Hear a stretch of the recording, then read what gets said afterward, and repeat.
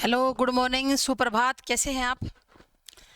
करते हैं आज फिर एक नए टॉपिक, और नए टॉपिक को करते हैं हम लोग शुरू।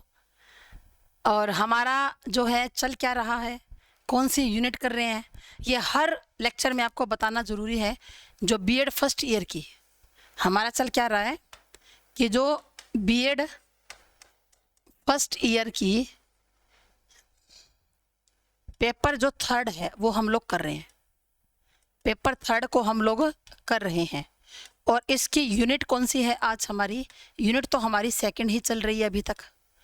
और सेकंड यूनिट के अंदर हमने एक जो है शिक्षण युक्ति वो हम कर चुके हैं। और उस शिक्षण युक्ति का नाम क्या था? अनुरूपण शिक्षण। ये हम कर चुके हैं। अनुरूपण शिक्षण को हम लोग कर चुके हैं। अनुरूपण माना सिमुलेटेड टीचिंग। और आज हम क्या करेंगे?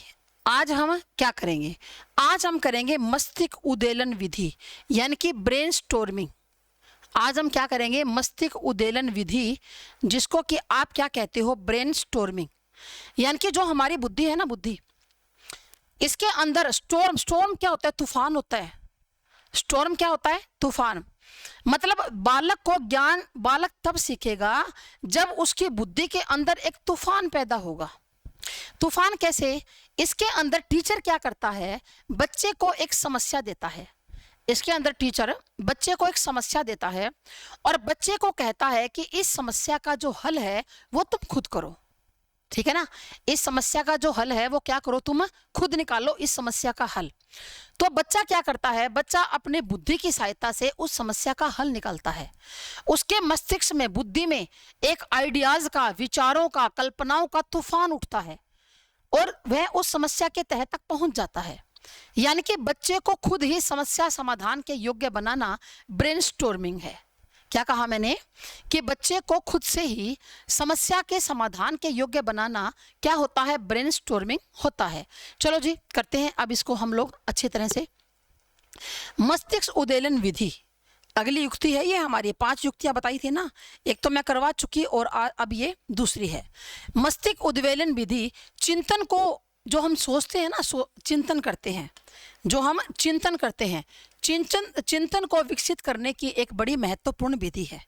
क्या कहता है कि जो मस्तिष्क उद्वेलन विधि है ना, वो चिंतन को विकसित करने की एक बड़ी महत्वपूर्ण विधि है। इस विधि का विकास ओसबर्न ने किया था। कब? 1963 में। इस विधि का विकास किसने किया था? ओसबर्न ने किया था। और कब किया था? 1963 में, 1963 के अंदर किया था। ओसबर्न है इसके जो प्रवर्तक हैं। इस विधि की मुख्य धारणा क्या है कि व्यक्तिगत अध्ययन की अपेक्षा समूह में अच्छी प्रकार सीखा जा सकता है। यह विधि क्या मानती है कि भाई अकेले अगर एक तो बच्चा अकेला पढ़े, एक बच्चा अपने मित्रों का ग्रुप बनाकर पढ़े, तो ये विधि ये मानती है कि अकेले पढ़ने की बजाय जो ग्रुप होता है ना, ग्रुप, उसके अंदर बढ़िया तरीके से पढ़ा जा सकता है। यही बात है ना कि व्यक्तिगत अध्ययन की अपेक्षा समूह के अंदर जल्दी सीखा जाता है। यह विधि समस्या केंद्रित होती है। मतलब कोई ना कोई समस्या है, उसके केंद्रित, उसको सेंटर में रखकर यह की जाती है। इस विधि में विद्यार्थियों के सामने जटिल समस्या प्रस्तुत की जाती है। मतलब कोई जटिल मुश्किल समस्या है जो विद्यार्थियों के सामने प्रस्तुत की जाएगी, और विद्यार्थियों का एक समूह, समझ में आया आपको? एक अकेला विद्यार्थी नहीं होता, एक ग्रुप होता है विद्यार्थियों का। विद्यार्थियों का क्या होता है? एक ग्रुप होता है, एक समूह उस समस्या पर विचार विमर्श करता है। विद्यार्थियों का जो एक ग्रुप है ना, उस समस्या के ऊपर विचार करता है, सलाह मशवरा करता है आपस के अंदर कि देखो जो सर ने ये समस्या दी है, हमारे टीचर ने, इसको हम हल किस प्रकार से करेंगे। ठीक है, इसको हम हल किस प्रकार से करेंगे। तो एक समस्या पर विचार विमर्श करता है, चिंतन करता है, विश्लेषण करता है। यानी कि जो भी समस्या है उसका क्या करेगा? विश्लेषण करेगा। समस्या क्या है क्या नहीं, विश्लेषण करेगा। और अंत में संश्लेषण द्वारा, विश्लेषण तो होता है एनालिटिक, संश्लेषण को हम लोग क्या बोलते हैं? सिंथेटिक बोलते हैं। द्वारा समस्या का हल निकालने का प्रयत्न करता है। मतलब पहले तो समस्या के, आप कहते हैं चिथड़े कर देना, समस्या की एक एक बात को जान लेगा कि ये समस्या क्या है क्या नहीं है, कैसे करेंगे कैसे नहीं करेंगे, और अंत में एक उसका हल प्रस्तुत कर देगा। इसको संश्लेषण कहा जाता है। पहले विश्लेषण करेगा कि कैसे होगा कैसे नहीं। अब देखो मैं आपको समझाऊं एक एग्जाम्पल से। जैसे आपका पेपर है चंडीगढ़, आपको पेपर देने चंडीगढ़ जाना है, तो आपके सामने एक समस्या है ना। समस्या आपके सामने क्या है कि पेपर देने के लिए चंडीगढ़ जाना है। आपने हिसार से चंडीगढ़ जाना है पेपर देने के लिए, तो हिसार से चंडीगढ़ 5-6 घंटे की दूरी पर है, हमें पता है ये बात, 5-6 घंटे की क्या है दूरी पर है। तो आप क्या करते हो, पहले उसका विश्लेषण करते हो समस्या का। कैसे कि मैं चंडीगढ़ कैसे जाऊं, मैं गाड़ी लेकर जाऊं पर्सनल, या मैं बस में जाऊं, या मैं ट्रेन में जाऊं, ठीक है ना। मतलब मैं किस प्रकार से मैं चंडीगढ़ पहुंचूं, क्योंकि इस तारीख को मेरा क्या है पेपर है, और पेपर भी सुबह कितनी है 9 बजे है। तो फिर आप उसके अलग अलग विषय में सोच रहे हो कैसे करूं कैसे नहीं। फिर अंत में आपको एक आपने हल ढूंढ निकाला कि मैं जो है वहां पर पहले दिन बस से चला जाता हूं, अपनी गाड़ी में ज़्यादा तेल लगेगा, पेट्रोल ज़्यादा लगेगा, मैं बस से चला जाता हूं, लेकिन पेपर से पहले दिन शाम को पहुंच जाता हूं। वहां पर किसी होटल धर्मशाला में कमरा लेकर आराम से रेस्ट करूंगा, पढ़ूंगा रात को, और सुबह 9 बजे पेपर देखने के बाद मैं आ जाऊंगा। तो ये आपने क्या कर दिया, संश्लेषण कर दिया ना। पहले आपने विश्लेषण किया, गाड़ी से जाऊं, बस से जाऊं, ट्रेन से जाऊं, कैसे नहीं, सेम डे जाऊं, पहले दिन जाऊं। तो ये तो होता है विश्लेषण, जब आप समस्या के बारे में अलग अलग पहलू से सोचते हो। लेकिन जब आप उस समस्या का हल कर लेते हो ना, आप एक के ऊपर पहुंच जाते हो कि हाँ मैं ऐसा ही करता हूं, तो वो आपका क्या होता है, वो आपका संश्लेषण होता है।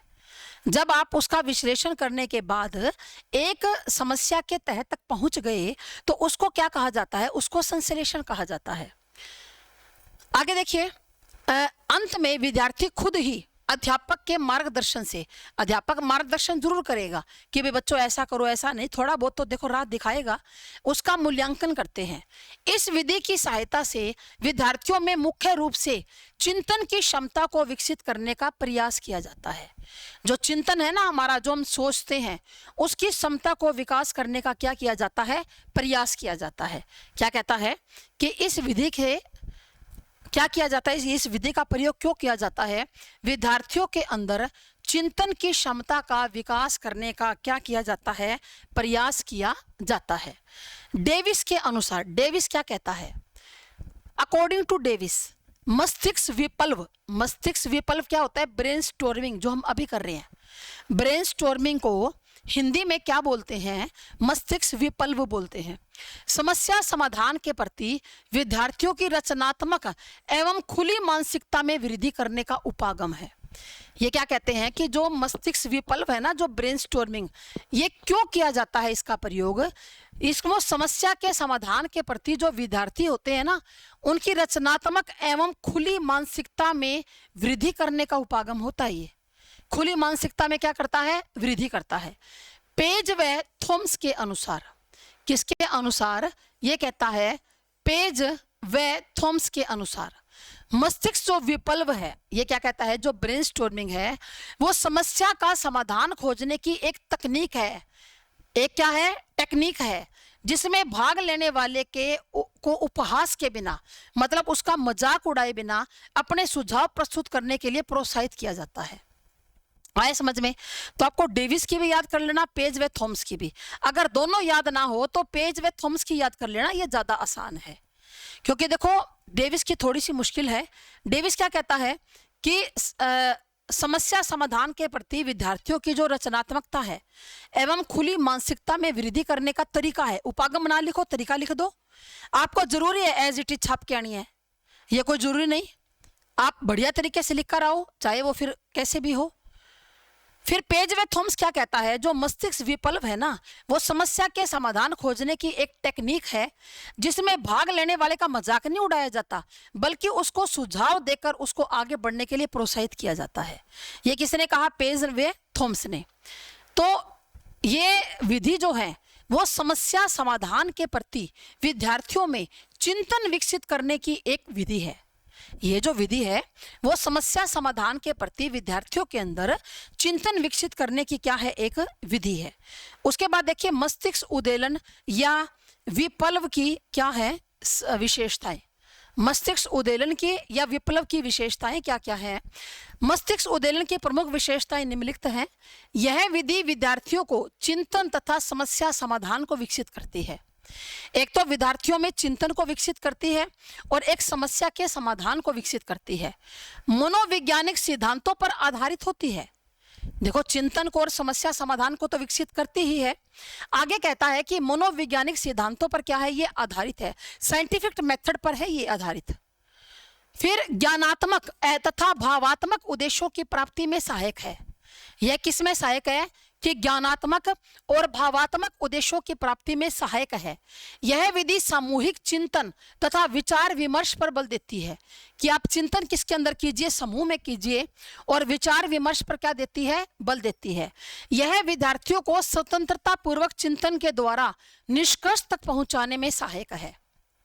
यह जो विधि है, यह विद्यार्थियों को जो स्वतंत्रता पूर्वक जो चिंतन होता है ना, और उसके द्वारा निष्कर्ष तक ले जाती है, कंक्लूजन तक ले जाती है। समझ में आई मेरी बात कि यह जो विधि है, यह क्या कहता है, यह विधि क्या करती है कि जो स्वतंत्रता पूर्वक जो चिंतन होता है, विद्यार्थी चिंतन कैसे करता है, स्वतंत्र रहकर, और यह निष्कर्ष तक पहुंचा देती है। इस विधि में आलोचना का कोई स्थान नहीं है। आलोचना का मतलब क्या होता है, बुराई, आलोचना का कोई स्थान नहीं है, क्योंकि इसमें बच्चों की बुराई क्यों नहीं की जाती, इसमें बच्चों की बुराई क्यों नहीं की जाती, क्योंकि आलोचना में सृजनात्मकता पर नकारात्मक प्रभाव पड़ता है कि अगर आपने बच्चे की बुराई कर दी तो बच्चे की जो क्रिएटिविटी है, बच्चे की जो क्रिएटिविटी है, इसके ऊपर नकारात्मक नेगेटिव इफेक्ट पड़ेगा। ठीक है ना, जो बच्चों की क्रिएटिविटी है, इसके ऊपर इफेक्ट कैसे पड़ेगा, नेगेटिव पड़ेगा। एक मिनट,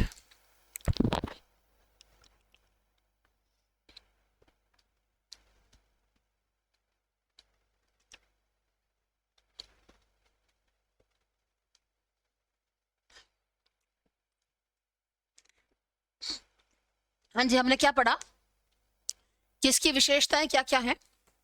पहली तो क्या, चिंतन और समस्या के समाधान को विकसित कर देती है। फिर ये मनोवैज्ञानिक सिद्धांतों पर भी आधारित है। फिर जो ज्ञानात्मक और जो भावात्मक उद्देश्य होते हैं ना बालकों के, जो बच्चा ज्ञान प्राप्त करना चाहता है, जो भावात्मक उद्देश्य होते हैं, उनकी प्राप्ति में ये सहायता करती है।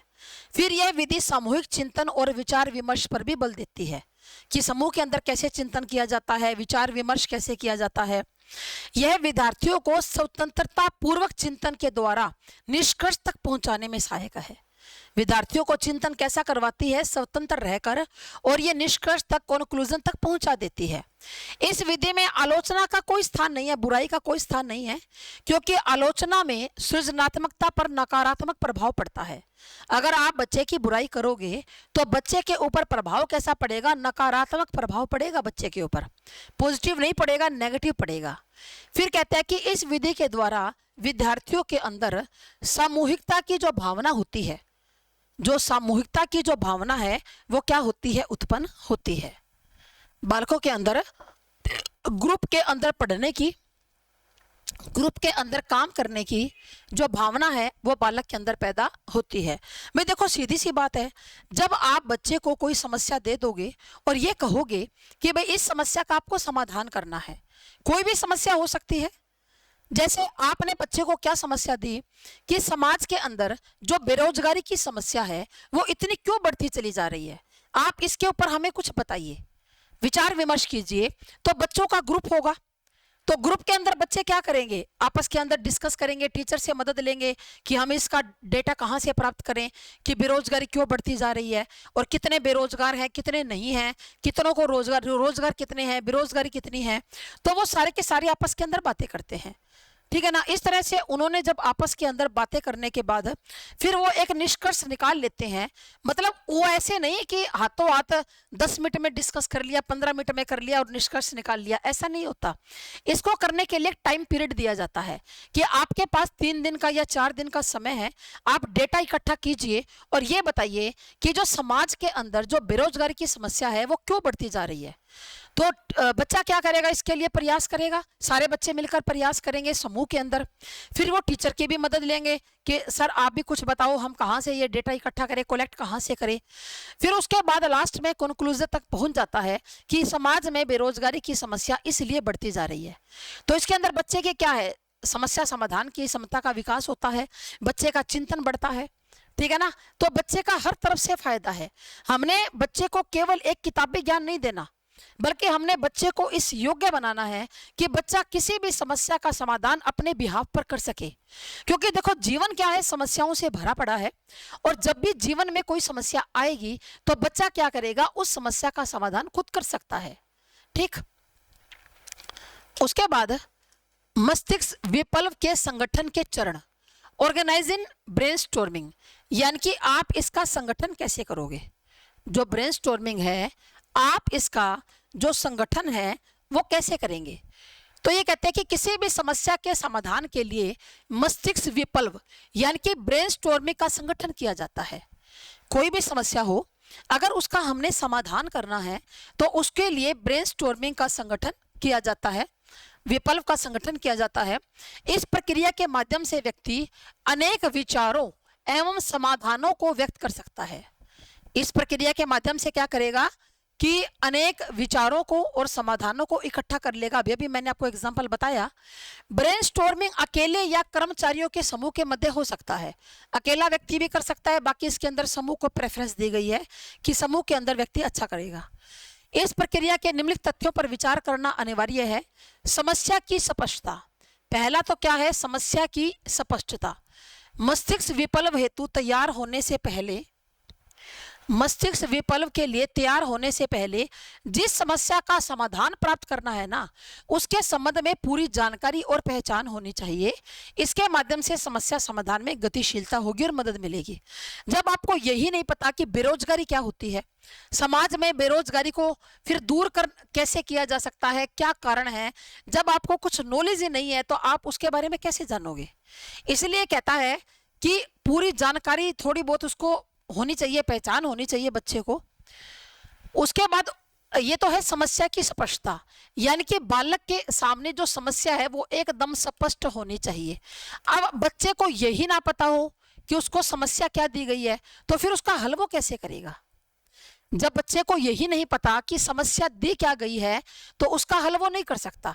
तो समस्या की पूरी जानकारी होनी चाहिए। उसके बाद उपकरण एकत्रित करना, उसके लिए फिर उपकरण इकट्ठे करेगा वो। तो अपने मस्तिष्क में विचारों को बाहर लाना है, इस विधि का यही लक्ष्य है। मस्तिष्क विप्लव का लक्ष्य क्या है कि अपने मस्तिष्क के जो विचार है ना उनको बाहर लाना, उन सबको हमें बाहर लाना है, तथा पृष्ठ या स्क्रीन पर शीघ्रता से अंकित करना है, या पेज के ऊपर या स्क्रीन के ऊपर। जैसे आप लैपटॉप पर काम कर रहे हो तो आप स्क्रीन ही कहोगे, और अगर हाथ से लिख रहे हो तो पेज, पेज के ऊपर और स्क्रीन पर शीघ्रता से उसको लाना है। यदि आप पेन पेपर की सहायता लेना चाहते हैं तो इन संसाधनों की रूपरेखा पहले ही तैयार कर लेनी चाहिए।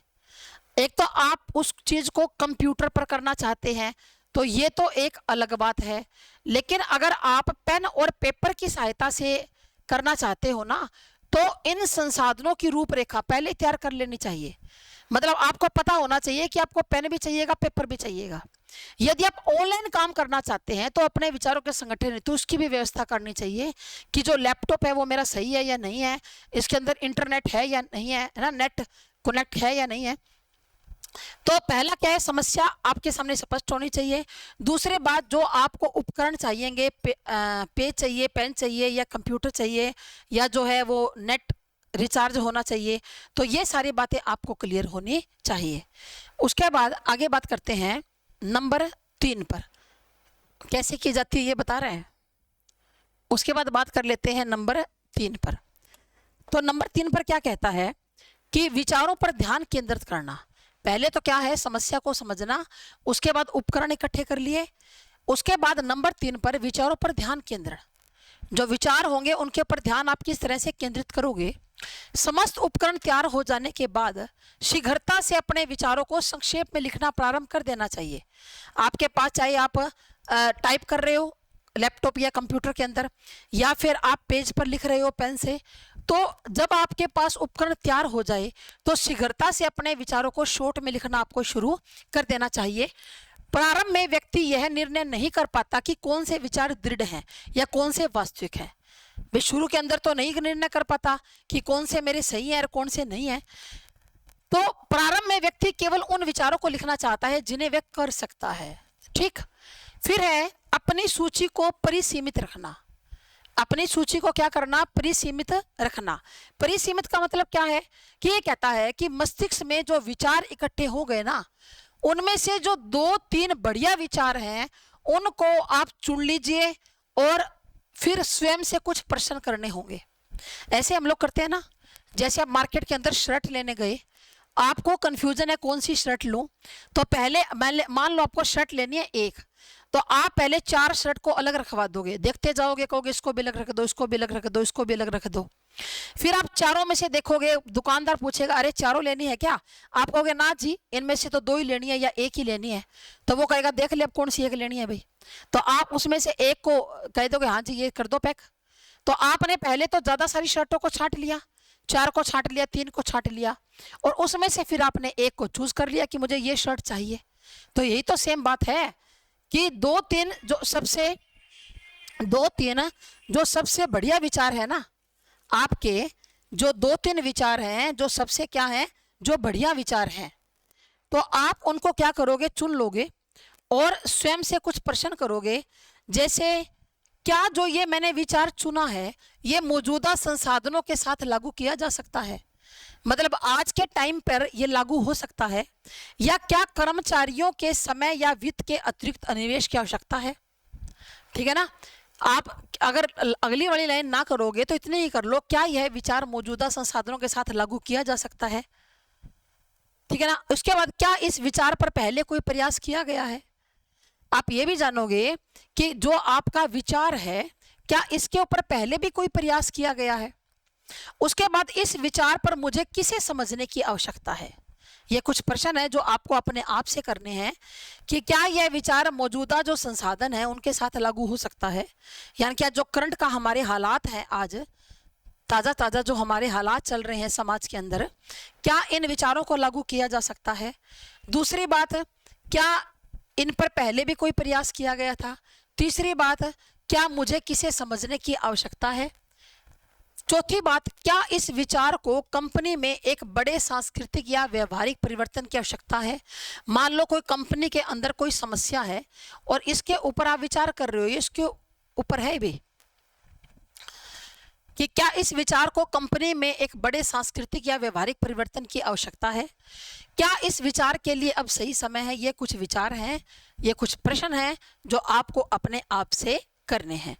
उसके बाद देखो नंबर 5 पर अपने निष्कर्ष प्रस्तुत करना। नंबर 5 पर हमारा क्या होगा? अपने निष्कर्ष प्रस्तुत करना, यानी कि जो कंक्लूजन है ना वो आप अब निकाल लोगे। पहले आपने क्या किया? समस्या को पहचाना, फिर उपकरण तैयार किए, फिर उपकरणों का प्रयोग किया, फिर अपने जो आपने तैयार किए उनको परिसीमित किया, शॉर्ट में किया। जैसे आपने विचार रखे 10, उनमें से 4 को चुन लिया। उसके बाद अब आप क्या निकालोगे? निष्कर्ष निकालोगे। तो क्या कहता है कि अपने निष्कर्ष प्रस्तुत करना। यदि एक बार आप अपने शीर्ष विचारों को सुनने पाते हैं तो अपने पर्यवेक्षण टीम या अन्य पार्टियों को जिन्हें निर्णय लेने की आवश्यकता है उन्हें प्रस्तुत करना चाहिए। क्या कहता है? अपने निष्कर्ष आप किस तरह से प्रस्तुत करेंगे। यदि आपको एक बार ये लगा कि आपने जो विचार चुने हैं उनका कोई महत्व नहीं है, 0 है जमा 0, तो आपकी जो टीम है, जो अन्य पार्टियां हैं जिनको भी निर्णय लेने की जरूरत है, आप कहोगे कि आप अपना विचार प्रस्तुत करो। ठीक है, आप उनको भी आगे लेकर आओगे कि आप अपना विचार प्रस्तुत कीजिए। अपनी सिफारिशों को समझाने के साथ ही इस विषय में बात करने के लिए चौथे चरण में प्रश्नों का प्रयोग करें कि अन्य समाधान प्रभावी क्यों नहीं होंगे। भाई देखो सीधी भाषा में लिखे आओ, इसको ज़्यादा टफ लैंग्वेज की जरूरत नहीं है। कि यदि आपको ये लगता है कि आपके विचार शून्य हैं, आपके विचार सही नहीं है, तो आप क्या करोगे? आप अपने टीम के अन्य बच्चों को कहोगे कि अपने विचार प्रस्तुत करें। फिर क्या करोगे कि आपने जो विचार प्रस्तुत किया आपको सुनने लगे, आपको दोबारा से विचार बनाने की जरूरत है। दोबारा से आप उन्हें लिखिए, फिर से परिसीमित कीजिए और ये जानने का प्रयास कीजिए कि जो अन्य समाधान है वो प्रभावी क्यों नहीं होंगे। ठीक है, बस ये क्लियर है। उसके बाद देखो लास्ट हमारा क्या है कि इस विधि के लाभ क्या हैं। इस विधि के लाभ क्या क्या हैं और कमियां क्या क्या हैं, क्योंकि हर एक विधि के कुछ लाभ होते हैं और हर एक विधि की कुछ कमियां भी होती हैं। ये क्या कहता है कि इस विधि के लाभ क्या क्या हैं और कमियां क्या क्या हैं। जो ब्रेनस्टॉर्मिंग होता है ना, इसके लाभ निम्नलिखित हैं। पहली तो क्या कि ये विद्यार्थियों में, पहली तो क्या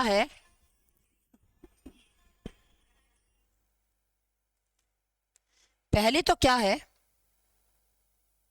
कि ये विद्यार्थियों के अंदर चिंतन क्षमता को विकास करती है।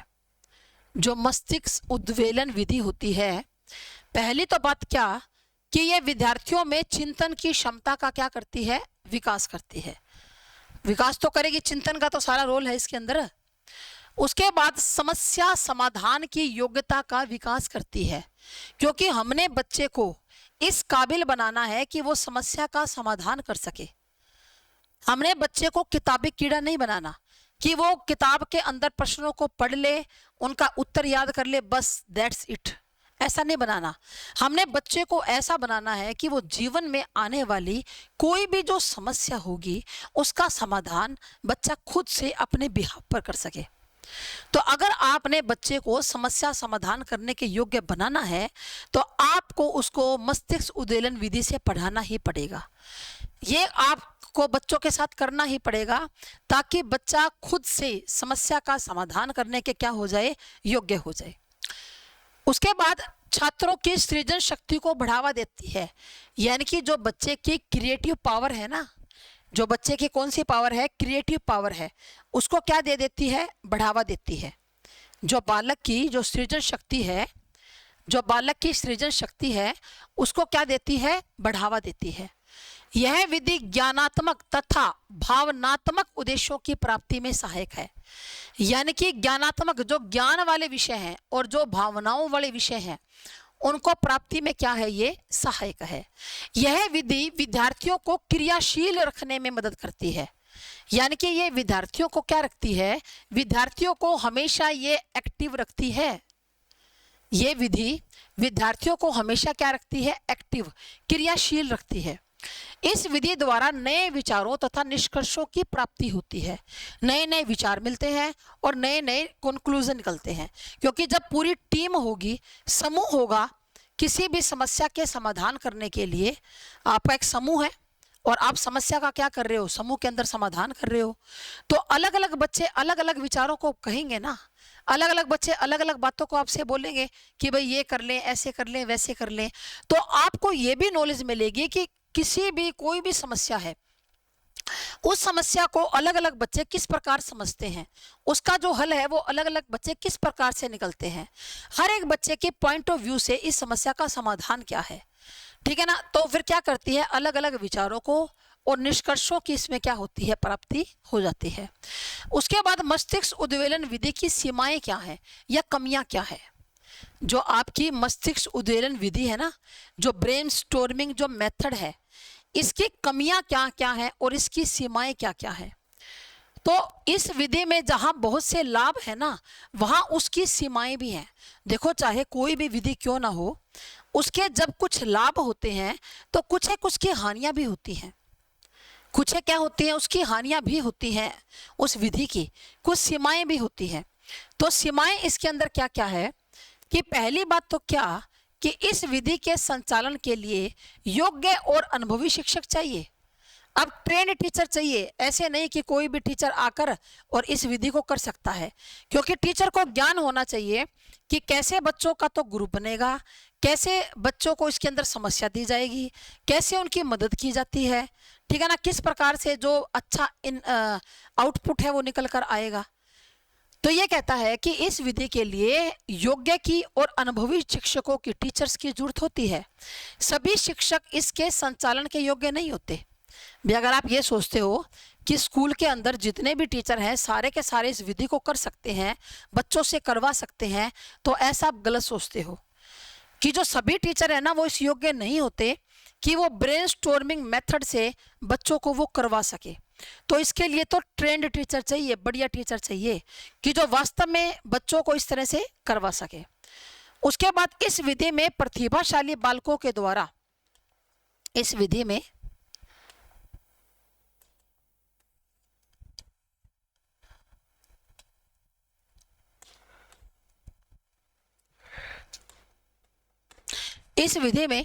प्रतिभाशाली बालकों के द्वारा मंदबुद्धि बालकों को भी विचार प्रस्तुत करने का अवसर प्रदान नहीं किए जाने की संभावना रहती है। भाई यही होता है, जैसे मान लो ग्रुप बना दिया, 5 बच्चों का ग्रुप है या 7 बच्चों का ग्रुप है, उसके अंदर मान लो 7 बच्चों का ग्रुप है, 5 बच्चे इंटेलिजेंट है, 2 बच्चे थोड़े से कम हैं, वो थोड़े से डल टाइप के हैं। तो होता क्या है, ग्रुप के अंदर जो इंटेलिजेंट बच्चे हैं ना वही बोलते रहते हैं, वही डाटा को इकट्ठा करते हैं और वही उसका कंक्लूजन निकाल देते हैं। लेकिन जो कमजोर बच्चे हैं ना उसको आगे आने का मौका ही नहीं मिलता। कमजोर बच्चे घबराहट के मारे, डर के मारे बोलते ही नहीं है। उनको ये लगता है कि जो हम कहेंगे हो सकता है कि वो गलत हो। इसलिए इस विधि के अंदर केवल जो प्रतिभाशाली बालक है ना वही आगे आते हैं, और जो मंदबुद्धि बच्चे होते हैं ना, जो कौन से बच्चे होते हैं, जो मंदबुद्धि बच्चे होते हैं, वो बच्चे आगे नहीं आते, वो बच्चे बोलते ही नहीं है, वो बच्चे चुप रहते हैं। और जो उनकी टीम ने, ग्रुप ने जो कर दिया बच्चों के लिए वही ठीक होता है, क्योंकि वो घबराए होते पहले होते हैं। मंदबुद्धि जो बच्चे हैं वो क्लास में वैसे ही ज़्यादा नहीं बोलते, झिझक होती है, एक शेम होती है उनको कि हम जो भी बोलेंगे वो ठीक नहीं होगा। तो जो इंटेलिजेंट बच्चे हैं वो तो इसको कर लेंगे, लेकिन जो मंदबुद्धि बच्चे होते हैं उनके लिए ये सही विधि नहीं है। ठीक है, इस विधि में शर्मीले विद्यार्थियों का सक्रिय योगदान नहीं मिल पाता। बात वही है कि कई बच्चे ऐसे होते हैं जो शर्मीले होते हैं, जो क्या होते हैं, शर्मीले होते हैं, जो क्लास में ज़्यादा बातें नहीं करते। यानी कि आप यूँ कह सकते हो कि कुछ बच्चे इंट्रोवर्ट टाइप के होते हैं। कौन से टाइप के होते हैं, इंट्रोवर्ट। और वो बच्चे नहीं बोलेंगे, वो पीछे रह जाएंगे, और जो बच्चा होगा एक्सट्रोवर्ट वो बोल देगा और वो कर लेगा। तो इंट्रोवर्ट टाइप के जो बच्चे होते हैं उनके लिए ये सही नहीं है। शिक्षक द्वारा पक्षपात करने की संभावना रहती है। हो सकता है 7 बच्चे हो ग्रुप में और उसमें 2 बच्चे ऐसे हों, 2 शिक्षक के क्या हो, प्यारे हो, चहेते हो उसके, तो वह उन्हीं को ही आगे बढ़ाएगा। शिक्षक क्या करेगा, उन्हीं बच्चों को ही वह आगे बढ़ाएगा। और जो जो डल बच्चे होंगे, जो शर्मीले बच्चे होंगे, उनकी तरफ जो टीचर है वो कोई भी ध्यान नहीं देगा। तो पक्षपात करने की जो संभावना है वो बनी रहती है। यह विधि केवल उच्च स्तर की कक्षाओं में उपयोगी है, हाई लेवल में उपयोगी है। अगर आप ये सोचो कि छोटी क्लास के बच्चे इसको कर देंगे तो वो नहीं कर पाएंगे। छोटी क्लास के जो बच्चे हैं ना वो नहीं कर पाते ब्रेनस्टॉर्मिंग, मस्तिष्क उद्वेलन विधि को। केवल जो बड़ी क्लास के बच्चे होते हैं ना, जैसे 9 से लेकर +2 तक, वही कर पाते हैं। छोटी क्लास के बच्चों के लिए यह विधि बिल्कुल भी उपयोगी नहीं है। तो ये उसकी कुछ सीमाएं हैं। सीमाएं क्या क्या हैं, एक बार फिर से देख लो कि पहली बात तो क्या है कि योग्य और अनुभवी जो टीचर है उनकी ज़रूरत होती है, लेकिन योग्य और ऐसे जो टीचर हैं अनुभवी वो कब मिलते हैं, हर एक शिक्षक नहीं कर सकता। ठीक है ना। फिर जो प्रतिभाशाली बालक होते हैं उनके द्वारा मंदबुद्धि बालकों को विचार प्रस्तुत करने का अवसर नहीं दिया जाता। प्रतिभाशाली जो बालक है वो खुद ही क्या करते हैं, वो अपनी बातों को रखते हैं, और जो मंदबुद्धि बच्चे होते हैं ना उनको अपनी बातों को, विचारों को प्रस्तुत करने का कोई भी अवसर नहीं मिलता। फिर जो शर्मीले विद्यार्थी होते हैं ना वो इसके अंदर एक्टिव नहीं होते। भाई जो विद्यार्थी शर्मीले होते हैं यानी कि इंट्रोवर्ट टाइप के होते हैं उनको इसके अंदर कोई भी सक्रिय योगदान नहीं मिलता, बल्कि जो एक्सट्रोवर्ट टाइप के होते हैं ना, यानी कि जिनका व्यक्तित्व बाह्यमुखी होता है, एक तो होता है बहिर्मुखी, एक होता है अंतर्मुखी। तो जो अंतर्मुखी बच्चा होगा ना वो नहीं कर सकता, लेकिन जो बहिर्मुखी बच्चा होगा ना वो कर जाएगा इसको। शर्मीले विद्यार्थियों का योगदान नहीं मिल पाता। बात वही आ गई, पक्षपात करता है टीचर। टीचर के कुछ चहेते जो बच्चे होते हैं टीचर उनको आगे बढ़ाता है, लेकिन जो चहेते नहीं होते उनकी तरफ ध्यान नहीं देता। यह केवल उच्च स्तर की कक्षाओं के लिए क्या है, उपयोगी है। छोटे बच्चों के लिए ये विधि उपयोगी नहीं है। तो आप इस प्रश्न को एग्जाम के अंदर करोगे कैसे? ये जो प्रश्न है आपका, ये कितने नंबर का आएगा? आपका प्रश्न आएगा 16 नंबर का। तो आप इस 16 नंबर के प्रश्न को एग्जाम में किस तरह से करोगे? पहली बात तो आप ये बताओगे कि ब्रेनस्टॉर्मिंग होता क्या है। ठीक है ना। पहली बात तो आप क्या बताओगे कि जो ब्रेनस्टॉर्मिंग है वो होता क्या है। फिर उसका अर्थ बताओगे। परिभाषा देख लेना, 2 याद हो जाए तो बहुत अच्छी बात है, नहीं तो एक परिभाषा तो आपको याद करनी चाहिए। कोई भी मेन इंपॉर्टेंट टॉपिक है, एक परिभाषा आपको याद करनी चाहिए इसकी। तो आप उसके बाद क्या लिख दोगे, परिभाषा को लिख दोगे। ठीक है, परिभाषा को लिखने के बाद आप ये बताओगे कि इस विधि की विशेषताएं क्या क्या हैं, क्या क्या कैरेक्टरिस्टिक्स हैं। उसके बाद इसकी प्रक्रिया कैसे चलेगी, इसकी प्रोसेस जो है वो कैसे चलेगी। प्रोसेस को चलाने के बाद 5 प्रकार है ना, कि केस स्टडी करना, उपकरणों को इकट्ठा करना, उपकरणों का प्रयोग करना, विचारों का परिसीमन करना और निष्कर्ष निकालना। तो ये हमारे क्या है, ये हमारे 5 जो हैं ये प्रक्रिया है, प्रोसेस है, जिसके माध्यम से ब्रेनस्टॉर्मिंग विधि की जाती है। उसके बाद हम लिखेंगे कि ब्रेनस्टॉर्मिंग विधि के लाभ क्या क्या हैं, क्या क्या फायदे हैं इसके, और इसके हानियां क्या क्या हैं। फायदे के बारे में भी बात करेंगे और कमियों के बारे में, सीमाओं के बारे में, यानी कि लिमिटेशन के बारे में भी हम लोग क्या करेंगे, बात करेंगे कि इसके क्या क्या लिमिटेशन है।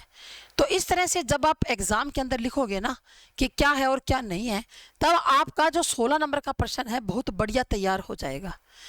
आप, और ये इतना आसान प्रश्न है, और एग्जाम के अंदर ब्रेनस्टॉर्मिंग का कई बार आ जाता है। ब्रेनस्टॉर्मिंग का है ना, वो एग्जाम के अंदर कई बार आता है। समझ गए ना ब्रेनस्टॉर्मिंग क्या होता है, कि बालक को कोई समस्या दी जाएगी और उस समस्या का हल करने के लिए कहा जाएगा, ग्रुप में बच्चा समस्या का हल करेगा, दिमाग में विचारों का एक स्टॉर्म तूफान आएगा, और उसके बाद जब बच्चा कंक्लूजन निकाल लेगा तो बच्चे को पता चल जाएगा कि इस समस्या का जो समाधान है वो हम किस प्रकार से कर सकते हैं। ठीक, क्लियर हो गया होगा मेरे ख्याल से तो सबको। पहले हमने कौन सा किया था, अनुकरण या अनुरूपण शिक्षण किया था। आज हमने कर लिया ब्रेनस्टॉर्मिंग का। उसके बाद करेंगे टोली शिक्षण का, ये 5 है ना, तो 5 के 5 मैं आपको करवाऊंगी। उसके बाद हम करेंगे टोली शिक्षण का, यानी कि जो टीम टीचिंग होती है वो क्या होती है। ठीक, तो आपका थैंक यू, धन्यवाद, जय हिंद, जय भारत।